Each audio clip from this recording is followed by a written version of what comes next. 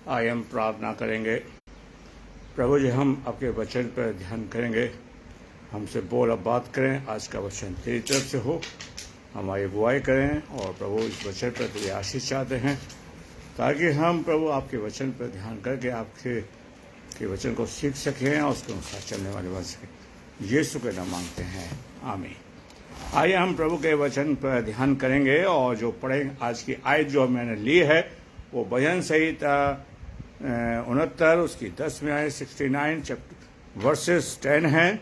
और वहाँ पर इस तरह से लिखा है, दाऊद लिखता है और कहता है कि जब मैं रो रो के उपवास करके दुख उठाता था तब उससे मेरी नाम धराई हुई है। परमेश्वर अपने वचन के पढ़े और सुने जाने पर आशीष दे। दाऊद खुदावन के सामने कहता है, मैं रो रो कर उपवास करता था। आज प्रभु हमें सिखाना चाहता है कि मैं और आप प्रभु के सामने उपवास रखने वाले जन बन सकें। हमारे जीवन के अंदर उपवास का महत्व हो सके, हम प्रभु के सामने गिड़गिड़ाने वाले हो सकें, प्रभु के सामने रोने वाले बन सकें। और प्रभु ये चाहते हैं कि हम प्रभु के सामने उपवास रखें और अपनी आंखों से आंसू बहाने वाले बन सकें। दाऊद तो यहाँ तक कहता है कि प्रभु मेरे आंसू को अपनी कुप्पी में रख ले ताकि मैं आप उसको स्मरण कर सकें। दाऊद खुदावन के सामने रोया, खुदावन के सामने उसने उपवास रखे अपने जीवन के लिए, अपने कलीसिया के लिए, अपने लोगों के लिए, अपने बच्चों के लिए, अपने परिवार के लिए। वो प्रभु के सामने उपवास रखता है, प्रभु के सामने आंसू बहाता है, प्रभु के सामने अपने दुखों को प्रकट करता है। तो मैं और आप प्रभु के सामने उपवास भी रखें, रोएं और प्रभु के सामने गिड़गिड़ाएं। प्रभु यीशु मसीह ने खुद कहा, जब तू उपवास रखे तो प्रभु कोठरी में जाए और बकबक मत करना, प्रभु के सामने गिड़गिड़ाना, प्रभु के सामने अपने आंसू दिखाना, प्रभु के सामने दीन बनना। दाऊद बादशाह जो है प्रभु के सामने अपने आंसू को दिखाता है, प्रभु के सामने अपने गमों को प्रकट करता है। प्रभु आज चाहता है कि मैं और आप प्रभु के सामने रोने वाले बन सके, मेरे प्यारे भाइयों बहनों। और दाऊद इस बात को कहता है भजन संहिता 69 की 10 में आयत की, मैं रो रो के उपवास करके दुख उठाता रहा। मेरे प्यारे भाइयों, उपवास करना और रोने के साथ प्रभु हमें छुटकारा देता है, हमारे दुख को दूर करता है, सारी विपत्ति से हमें छुटकारा देता है। मेरे प्यारे भाइयों बहनों, हाँ, जब तक हम प्रभु के सामने उपवास नहीं रखेंगे, जब तक हमने प्रभु के सामने रोएंगे नहीं, प्रभु के सामने गिड़गिड़ाएंगे नहीं, जब तक प्रभु के सामने विलाप नहीं करेंगे, तो परमेश्वर हमें कैसे छुटकारा दे सकता है। हमें प्रभु के सामने अपने दुख को प्रकट करना है मेरे प्यारे भाइयों, क्योंकि हम उसके बच्चे हैं, उसके जन हैं। और परमेश्वर चाहता है कि हम प्रभु के सामने अपने जीवन को प्रभु के सामने प्रकट करने वाले बन सकें। मेरे प्यारे भाइयों बहनों, आज परमेश्वर मुझसे और आपसे बड़ी उम्मीद रखता है कि मैं और आप प्रभु के सामने उपवास रखने वाले बन सकें। अगर हम भजन संहिता की इन आयतों को पढ़ें तो हम प्रभु के सामने रोने वाले बन सकें। योएल की पुस्तक उसका 2 अध्याय, योएल की पुस्तक हम देखेंगे, योएल की पुस्तक उसका 2 अध्याय और उसकी जो कि डैनियल के बाद मिलती है, आमोस से पहले किताब है। और हम देखेंगे पहले 2 अध्याय के और उसकी 12वीं आयत। और योएल प्रभु के दास, जो प्रभु का दास है, वो कहता है, तो भी यहोवा ये की वाणी है कि अवे वे सुनो, उपवास के साथ रोते पीड़ते पूरे मन से फिर कर उसके पास आओ। रोते पीड़ते उपवास रखते हुए परमेश्वर के पास आना है। आज हमारा उपवास का तरीका बदल गया है। आज हमारा ट्रेडिशन दूसरा हो गया, बस सिर्फ प्रार्थना करना। आज हम प्रभु के सामने ना तो रोते हैं, ना हम पीटते हुए आते हैं अपने आप को। हमें अपने आप को दीन करना है। और यहाँ पर कहता है योएल की पुस्तक उसका 2 अध्याय उसकी 12वीं आयत, तो भी यहोवा ये कहता है, यहोवा की ये वाणी के अभी तुम उपवास के साथ रोते पीटते पूरे मन से फिर के उसके पास आओ। और 13वीं आयत में कहता है, 13वीं आयत, कि अपने वस्त्र को नहीं पर अपने मन को फाड़ कर अपने परमेश्वर यहोवा की ओर फिरो, क्योंकि वे अनुग्रहकारी दयालु विलम्ब से क्रोध करने वाला करुण निधान और दुख देके पछताने वाला है। क्या जाने वे फिर के पछताए और ऐसी आशीष दे कि जिससे तुम्हारे परमेश्वर यहोवा की अनबली और अर्ध दिया जाए। आज परमेश्वर चाहता है कि मैं और आप प्रभु के पास आए, कि प्रभु दयालु है। हम रोते पीटते और ये प्रभु कहता है तुम अपने आप को मारते पीटते, अपने वस्त्र को नहीं, अपने वस्त्र को फाड़ते, फर्श को फाड़ना नहीं है, कपड़ों को नहीं फाड़ना।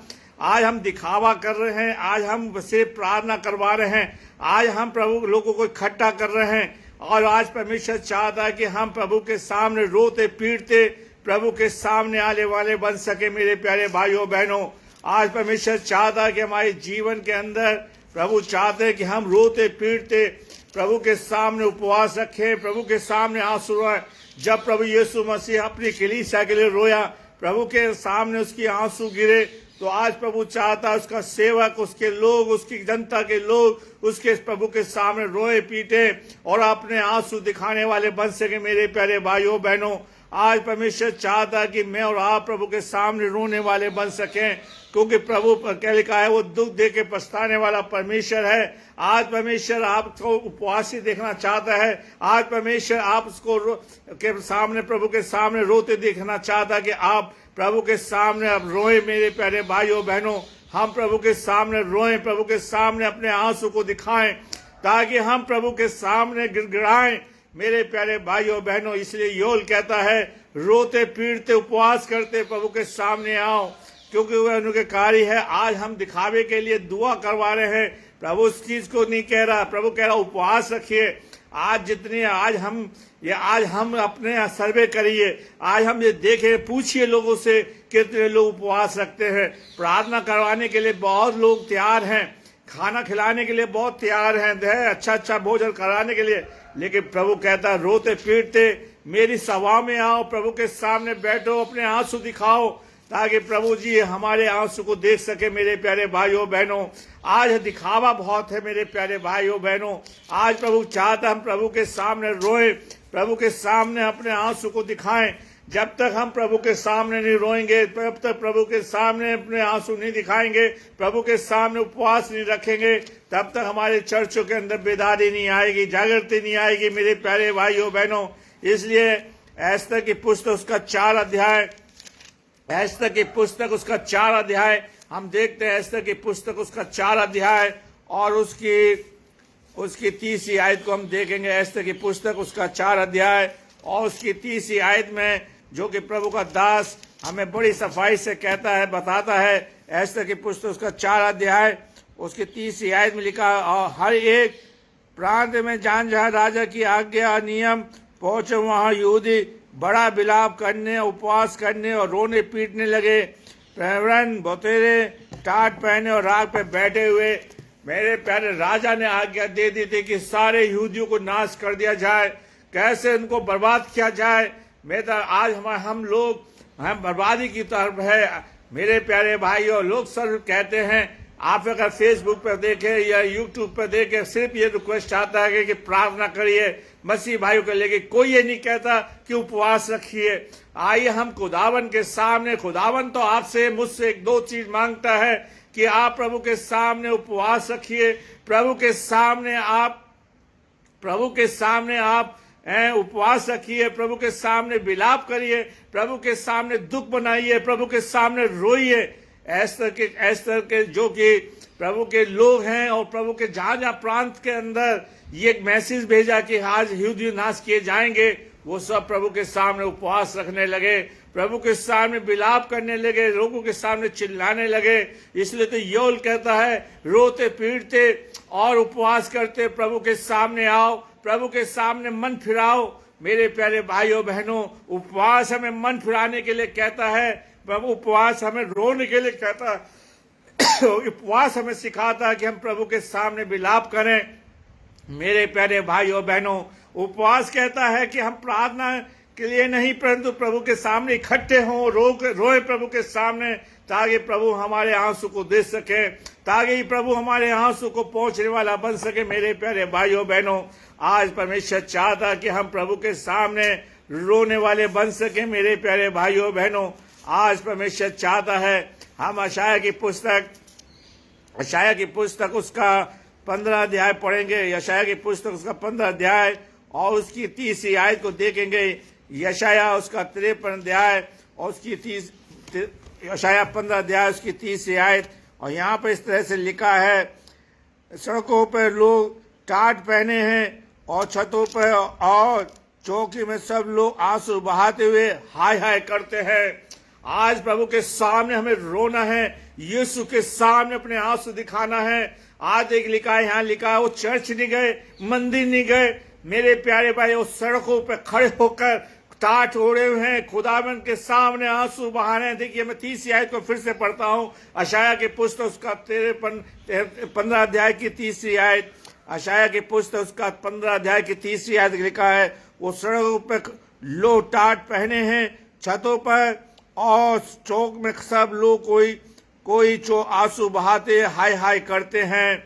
आज हम खुदावन के सामने दुआ करने वाले हैं, उपवास की प्रार्थना कर रहे हैं। यीशु मसीह ने खुद कहा था कि जब मैं तुमसे अलग हो जाऊंगा, धुला उनसे अलग हो जाएगा, तो चेले उपवास रखेंगे। हमें मैसेज ये देना है, लोगों से ये कहना है कि हमें खुदावन के सामने उपवास रखना है, खुदावन के सामने आंसू बहाना है, खुदावन के सामने अपने दुख को प्रकट करना मेरे प्यारे भाइयों बहनों, ताकि हम परमेश्वर के सामने रोने वाले बन सके। मेरे प्यारे भाइयों बहनों, आज हमारे जीवन के अंदर ये चीज नहीं है कि हम प्रभु के सामने आंसू बहाएं, प्रभु के सामने दुख बनाएं, ताकि प्रभु के सामने रोने वाले बन सके, हमारी आंखों से आंसू गिरने वाले बन सके, ताकि प्रभु जी हमारे आंसू को पहुंच सके और प्रभु आपसे कह सके, मत डर, मैं तेरे साथ हूं। मेरे प्यारे भाइयों बहनों, आज हम कितने लोग, अगर हम योएल की पुस्तक उसका 2 अध्याय की 17वीं आयत को पढ़ें, तो योएल की पुस्तक उसका 2 अध्याय की 17वीं आयत को पढ़ें, तो यहाँ पर प्रभु याजकों से भी कहता है, लोगों से भी कहता है, हम सबसे कह रहा है। देखिए 17वीं आयत, याजक यहोवा के टहलुए हैं जो आंगन और वेदी के बीच में रो रो के कहें, हे यहोवा अपनी प्रजा पर तरस खा। प्रभु हमें रोना है और कहना है, प्रभु जी मुझ पर तरस खा, मेरे आंसू को पहुंच, इसलिए मैं उपवास रखता हूं। मेरे चर्च के अंदर बेदारी ला, मेरे लोगों में बेदारी ला, हमें जागृत कर प्रभु जी, ताकि हम तेरे सामने लोगों के लिए प्रार्थना कर सकें। आज प्रभु ये चाहता है, लेकिन ऐसा नहीं है। मेरे प्यारे भाइयों बहनों, एस्तर की कहानी में अभी हमने देखा था, एस्तर की किताब में पहला 4 अध्याय की 30वीं आयत के अंदर जहां जहां ये आज्ञा निकली, वहां सब लोगों ने प्रभु के सामने अपने आंसू बहाए, प्रभु के सामने विलाप किया, प्रभु के सामने उपवास रखा। एक रिवाइवल आ गई और हामान बड़ा खुश था कि मैं सारे यहूदियों को बर्बाद कर दूंगा। लेकिन प्रभु का जरिया कितना बड़ा है, अगर वो रोते नहीं, खुदावन के सामने विलाप नहीं करते, खुदावन के सामने आंसू नहीं बहाते, तो क्या वो बच सकते थे? नहीं। मेरे प्यारे भाइयों बहनों, आज खुदावन चाहता है कि हम प्रभु के सामने उपवास रखें। इसलिए दाऊद लिखता है, मैं रो रो के उपवास कर करके, भजन संहिता 69 की 10वीं आयत, मैं रो रो के, जो बादशाह है, जो इसराइल का परमेश्वर को मानने वाला, परमेश्वर का जन दास है, वो खुदावन के सामने रो रहा है, परमेश्वर के सामने उपवास रख रहा है। क्या आज मैं और आप प्रभु के सामने आंसू रखते हैं या नहीं? प्रभु के सामने उपवास रखते हैं या नहीं? प्रभु के सामने विलाप करते हैं या नहीं? क्या सिर्फ ये मीटिंग का प्रोग्राम बना के खुश है? मेरे प्यारे भाइयों बहनों, और बड़े घमंड के साथ कहते हैं, बड़े घमंड के साथ कहते हैं हम लोग कि 5-5 मीटिंग चल रही है, 7-7 मीटिंग चल रही है। मैं आज आपसे पूछना चाहता हूं, आज मैं आपसे कहना चाहता हूं, क्या 7-7 लोग घरों के अंदर उपवास रख रहे हैं या नहीं? क्या आज वो लोग उपवास जो प्रार्थना करवा रहे हैं, क्या वो खुदावन के सामने रोते हैं या नहीं? क्या खुदावन के सामने वो विलाप करते हैं या नहीं? खुदावन के सामने उपवास रखते हैं या नहीं? आज परमेश्वर चाहता है मेरे प्यारे भाइयों बहनों, हम उपवास रखें, खुदावन के सामने रोएं। दाऊद कहता है कि मैं रो रो के उपवास रखता हूं। देखिए, अगर हम राजा दाऊद के बारे में देते हैं, दूसरा शमूएल अगर हम देखें, वहां पर राजा का बेटा बीमार हो गया, वो खुदावन के सामने उपवास रखता है, खुदावन के सामने अपने आंसू बहाता है, और जब बच्चा मर गया तो उसने उपवास रखना छोड़ दिया, खुदावन के सामने रोना छोड़ दिया। कहता है कि जब तक वो जिंदा थे मेरे पास आशा थी ताकि प्रभु उसे जिंदगी उसे जीवन दे दे। लेकिन मेरे प्यारे भाइयों बहनों, आज ऐसा नहीं है कि हम प्रभु के सामने रोते नहीं, प्रभु के सामने विलाप न करते नहीं। आज प्रभु चाहता है कि हम प्रभु के सामने रोए मेरे प्यारे भाइयों बहनों, तब मजा आएगा। यीशु मसीह उपवास रख के खुदावन के सामने रोता रहा, खुदावन से सामर्थ मांगता रहा, खुदावन के सामने प्रभु के सामने गिड़गिड़ाता रहा। नेहमिया की पुस्तक उसका नेहमाया उसका पहला अध्याय, आइए हम देखते हैं नेहमिया उसका पहला अध्याय, और मैं पहला अध्याय की 4 आयत को पढ़ूंगा।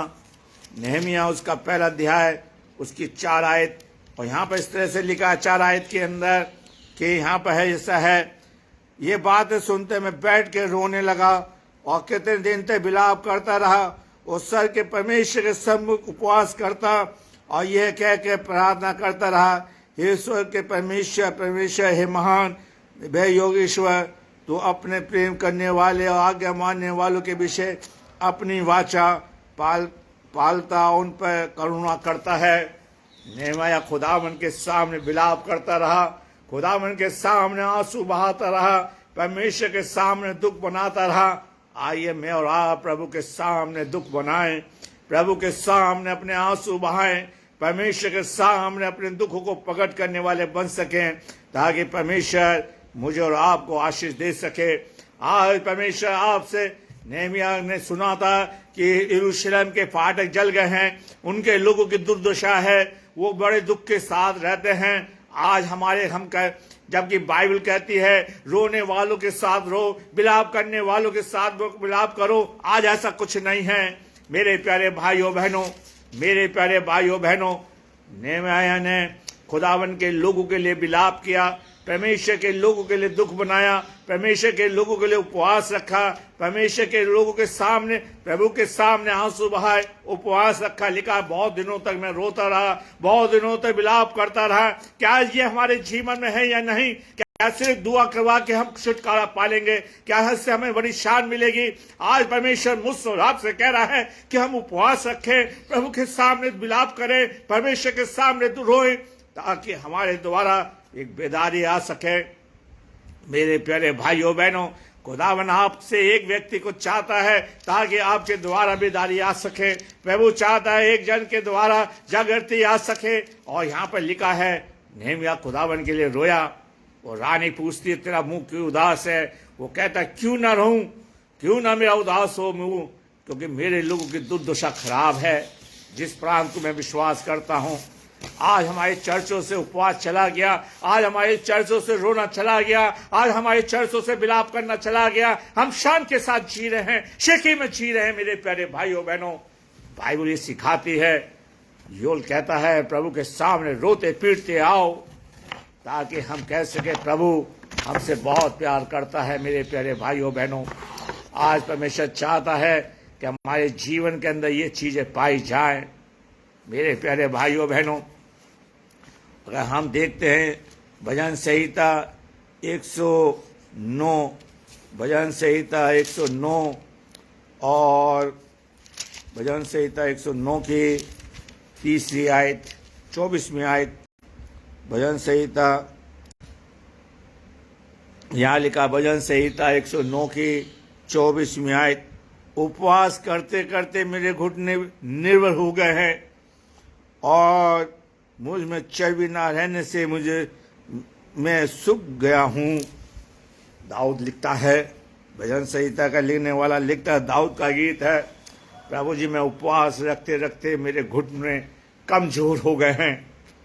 मेरे प्यारे भाइयों बहनों, और कहता है मेरे में चर्बी नहीं रही। मेरे प्यारे भाइयों बहनों, आओ मैं और आप प्रभु के सामने उपवास रखें, प्रभु के सामने रोएं, प्रभु के सामने अपने आंसू बहाएं, ताकि प्रभु हमारे जीवन के अंदर प्रभु चाहता है कि हम उपवास रखें, प्रभु के सामने रोएं। और जब हम प्रभु के सामने रोएंगे तो प्रभु हमें बड़ी आशीष देगा, प्रभु हमारे आंसू को पोंछेगा।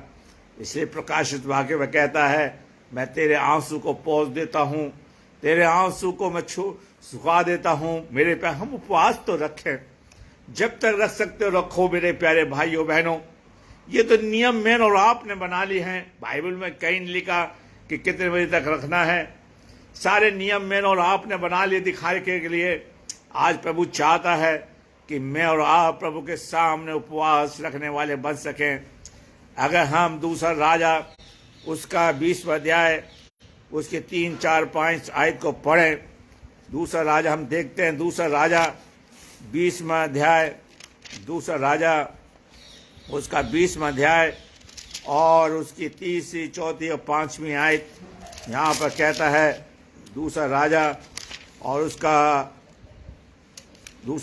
उसका 20वां अध्याय उसकी 3री, 4थी आयत को पढ़ेंगे और यहाँ पर इस तरह से लिखा है, मैं विनती करता हूँ स्मरण कर कि अपनी सच्चाई और खरे मन से अपने को तेरे सम्मुख जानकर चलता आया हूँ और जो तुझे अच्छा लगता हुए मैं करता आया हूँ। तब हिचकिया बिलक बिलक कर रोने लगा।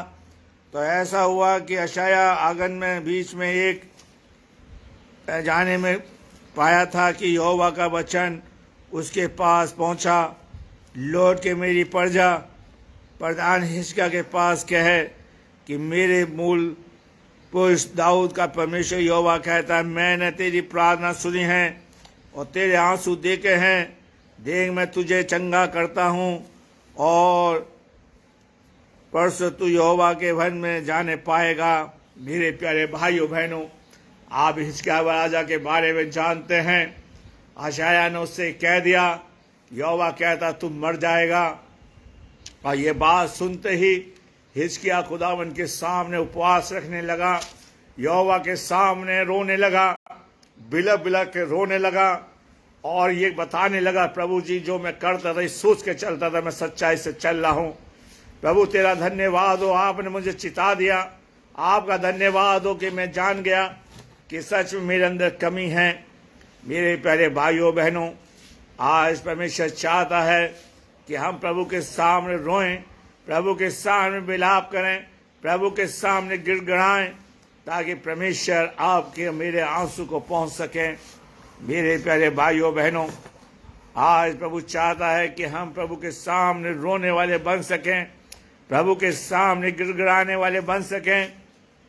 मेरे प्यारे भाइयों, और प्रभु ने जब वो रोया हिचकिया तो प्रभु ने उसकी उम्र 15 साल बढ़ा दी। आज परमेश्वर चाहता है आपकी मेरी उम्र बढ़ाई जाए।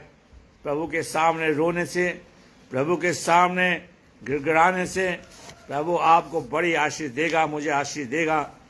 अगर हम भजन संहिता 126 और उसकी 5वीं आयत को पढ़ें, भजन संहिता 126 और उसकी 5वीं आयत वहाँ पर लिखा है, भजन संहिता 126 की 5वीं आयत, जो आंसू बहाते हुए लोग वे बोते हैं वे जय जयकार करते हुए लम्हे पाएंगे।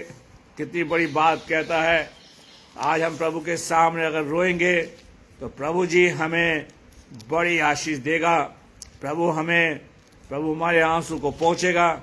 मेरे प्यारे भाइयों, लेकिन आज प्रभु के लोग रोने नहीं जानते और प्रभु चाहता है कि हम प्रभु के सामने रोएं ताकि हमारे जीवन में खुशी आ सके।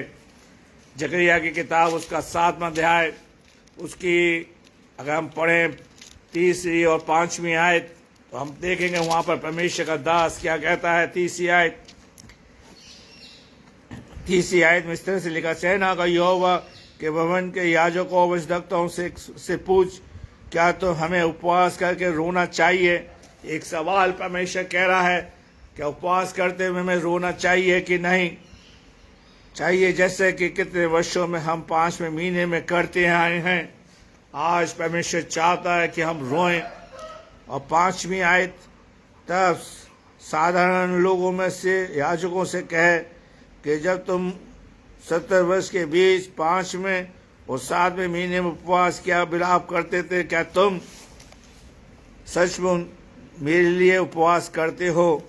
आज मैं और आप प्रार्थना करवा रहे हैं, आज मैं और आप उपवास तो नहीं रख रहे।